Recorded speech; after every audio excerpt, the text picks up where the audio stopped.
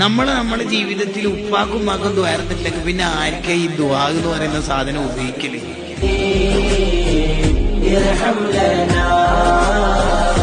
മാതാപിതാക്കൾക്ക് എപ്പോഴും ദ്വാരക്കണം.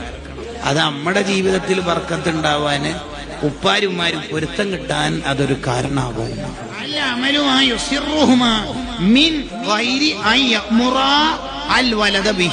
ഉപ്പിയുമ്മയും കൽപ്പിക്കാതെ തന്നെ അവരെ സന്തോഷിപ്പിക്കുന്ന കാര്യങ്ങൾ ചെയ്തുകൊണ്ടിരിക്കണം. സർപ്രൈസ് ആയിട്ട് സമ്മാനമായി കൊടുക്കാം. ഉമ്മാക്ക് ഭയങ്കര ഇഷ്ടമാണ് ഇന്നാലുന്ന ഫ്രൂട്ട് ഐറ്റം, പേരക്ക, ആപ്പിള്, സിട്രസ്, ഓറഞ്ച്, റുമ്മാൻ, എന്തെങ്കിലും അത് 2 കിലോ വാങ്ങും. ഇത് മുറിച്ചു കൊടുക്ക. ഞാൻ ഭക്ഷണം കഴിച്ചതാണ്, മോൻ കൊണ്ടുവന്നോണ്ട് അങ്ങനെ കണ്ടോ.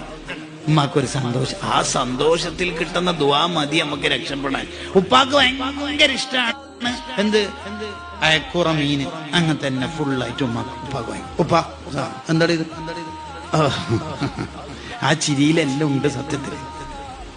അവര് കൽപ്പിക്കാതെ തന്നെ അവർക്ക് സന്തോഷം ഉണ്ടാകുന്ന കാര്യങ്ങൾ ചെയ്യുക. അപ്പൊ ഒരു പെൺകുട്ടിയാണെങ്കിൽ ഉമ്മ ഇശാ നിസ്കാരത്തിന് കയറിയപ്പോൾ കിച്ചന് മൊത്തം വൃത്തിയാക്കി, പാത്രം മൊത്തം വൃത്തിയാക്കി, ഡ്രസ്സൊക്കെ അലക്കി ഉണക്കാനിട്ട്, ഇതാരാണ് ഫാത്തി, നീ ഇതെന്തിനാ പറഞ്ഞ, അത് അവർക്ക് വലിയ സന്തോഷമായിരിക്കും.